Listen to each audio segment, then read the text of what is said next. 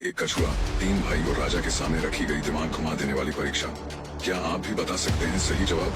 क्या विक्रमादित्य फिर एक बार जीत पाएंगे बेताल से इस दिमागी खेल को? रात के अंधेरे में राजा विक्रमादित्य का एक और साहसिक सफर।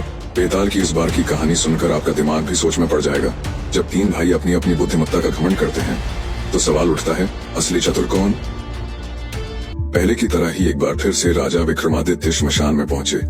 सिरस के वृक्ष की मोटी शाखा पर उल्टे लटके शव को नीचे उतारा और उसे अपने कंधे पर डालकर मौन भाव से आगे बढ़ चले। कुछ आगे चलने पर शव में स्थित बेताल बोला, राजन, रात्रि के इस प्रहर में आप जो ये कठिनाइयां झेल रहे हैं, यह निस्संदेह प्रशंसनीय है। पर मुझे यह भी संदेह होता है कि कहीं आप अपना मानसिक संतुलन तो नहीं खो बैठे हैं। मुझे नहीं मालूम कि आपका उद्देश्य क्या है। आप क्यों मुझे पकड़कर कहीं ले जाना चाहते हैं? फिर भी मैं आपके मनोरंजन के लिए एक कथा सुनाता हूँ, जिससे आपको रास्ते की थकान महसूस न हो। यह कहकर बेताल ने राजा को यह कहानी सुनाई। प्राचीन समय में वाराणसी में विष्णु स्वामी नाम का एक बहुत धनवान अग्निहोत्री ब्राह्मण रहता था। उसके 3 पुत्र थे। वे बड़े चतुर और बुद्धिमान थे। एक बार पंडित विष्णु स्वामी ने एक यज्ञ आरंभ किया और अपने पुत्रों को एक कछुआ लाने के लिए भेजा। इसके लिए वे तीनों भाई समुद्र तट पर गए। कछुआ पाकर बड़े भाई ने छोटे भाई से कहा, यज्ञ करने वाले पिताजी के लिए तुम दोनों में से एक इस कछुए को ले लो। दुर्गंध और चिकनेपन के कारण मैं इसे नहीं ले सकता।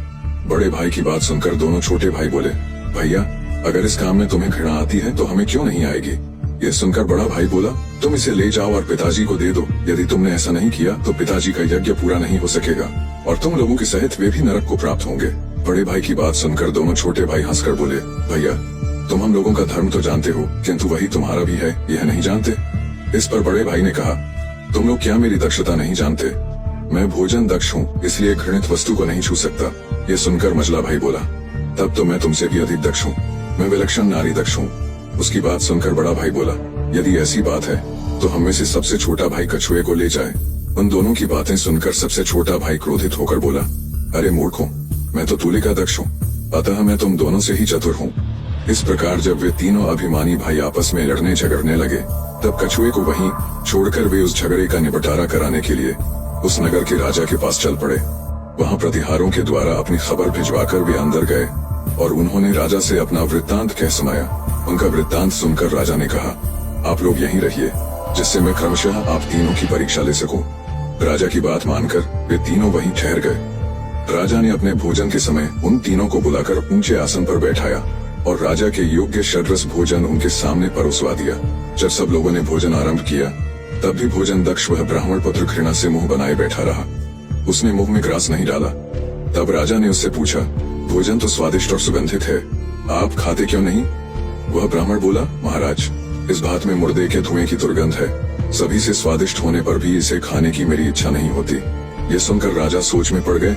काफी देर तक सोच विचार के बाद जब क्रम से इस बात का पता लगवाया, तब उनके सेवकों ने बताया कि वह चावल श्मशान के निकटवर्ती खेत में उपजे धान का था। तब राजा बड़े विस्मित और संतुष्ट हुए। उन्होंने कहा, आप सचमुच भोजन दक्ष हैं, अतः आप दूसरा भोजन करें। भोजन के बाद राजा ने उन तीनों को उनके कमरों में भेज दिया। फिर उसने अपनी एक उत्तम गणिका को बुलवाया और उस सर्वांग सुंदरी को अच्छी तरह सजा संवार कर राजा ने उस दूसरे नारी दक्ष ब्राह्मण पुत्र के पास भेज दिया। जैसे ही वह कमरे में प्रविष्ट हुई, उसकी कांति से कमरा दमक उठा, किंतु उस नारी दक्ष को मूर्छा सी आने लगी। उसने अपने बाएं हाथ से अपनी नाक दबा ली और राजा के सेवकों से कहा, इसे यहाँ से ले जाओ, नहीं तो मैं मर जाऊंगा, क्योंकि इसके शरीर से बकरी की दुर्गंध आ रही है। उसकी बात सुनकर राजा के सेवक उस घबराई हुई गणिका को राजा के पास ले गए और उनसे उन्होंने सारा वृत्तांत कह सुनाया। यह सुनकर राजा ने तत्काल ही नारी दक्ष को बुलवाकर कहा, इस गणिका ने चंदन, कपूर, अगरू आदि उत्तम सुगंधियां लगाई रखी हैं, जिसका आमोद चारों ओर फैल रहा है। ये सजी संवरी भी है, फिर इसके शरीर से बकरे की गंध कैसे आ सकती है? राजा के कहने पर जब नारी दक्ष ने यह बात नहीं मानी, तब राजा सोच में पड़ गए। कुछ सोच विचार करने के बाद युक्ति पूर्वक उस गणिका से पूछताछ करने पर मालूम हुआ कि बचपन में ही माता के मर जाने पर धाय ने उसे बकरी का दूध पिलाकर पाला था। तब राजा नारी दक्ष की चतुराई पर बड़े विस्मित हुए और उन्होंने उसकी प्रशंसा की। इसके बाद राजा ने तीसरे ब्राह्मण को, जो शय्यादक्ष था, उसकी रात्रि के अनुसार शय्या दी। उस पलंग पर 7 गद्दे बिछे हुए थे। बहुमूल्य वासगृह में वह शय्यादक्ष उस पलंग पर सोया, जिस पर धुली हुई और मुलायम चादर बिछी हुई थी। अभी आधी रात ही बीती थी कि वह नींद से जाग उठा और हाथ बगल में दबाए हुए पीड़ा के कारण रोने लगा। राजा के जो सेवक वहाँ थे, उन्होंने देखा कि उनके पंजरे में केश का गहरा, कठोर और लाल दाग बन गया है। जब सेवकों ने यह बात राजा को बताई तो उन्होंने कहा, तुम लोग जाकर देखो कि गद्दों के नीचे कुछ है तो नहीं। सेवकों ने एक एक गद्दे के नीचे देखा तो सबसे अंतिम गद्दे के नीचे पलंग पर एक केश पड़ा मिला। उसे लाकर सेवकों ने राजा को दिखाया। राजा यह सोचकर अचरज करते रहे कि 7 गद्दों के नीचे से उस केश का दाग उसके शरीर में कैसे पड़ गया। इसी सोच विचार में किसी तरह उन्होंने रात बिताई। दूसरे दिन राजा ने उन तीनों को उनकी अद्भुत चतुराई और सुकुमारता के लिए 3 लाख स्वर्ण मुद्राएं दी। तब वे तीनों भाई सुखपूर्वक वहीं रहने लगे और कछुए को तथा पिताजी के यज्ञ में विघ्न पड़ने से जो पाप हुआ था उसको भूल गए। यह अद्भुत कहानी सुनाकर बेताल ने विक्रमादित्य से पूछा, राजन, इनमें से कौन अधिक चतुर था? मेरे इस संदेह का निराकरण यदि आप जानकर भी नहीं करेंगे तो आपके सिर के टुकड़े टुकड़े हो जाएंगे। ये सुनते ही बुद्धिमान राजा विक्रमादित्य ने बेताल को उत्तर दिया, मैं इनमें से शय्यादक्ष को ही श्रेष्ठ समझता हूँ, क्योंकि उसकी बात में कुछ छिपा ढका नहीं था। उसके अंग में केश का दाग स्पष्ट रूप से देखा गई था। दूसरों ने जो कुछ कहा, हो सकता है औरों के मुंह से शायद वे बातें उन्होंने पहले ही जान ली हों। अपने प्रश्न का सही उत्तर मिलते ही बेताल बोला, वाह विक्रम, मान गया मैं आपकी बुद्धिमानी को, लेकिन आपसे एक गलती हो गई।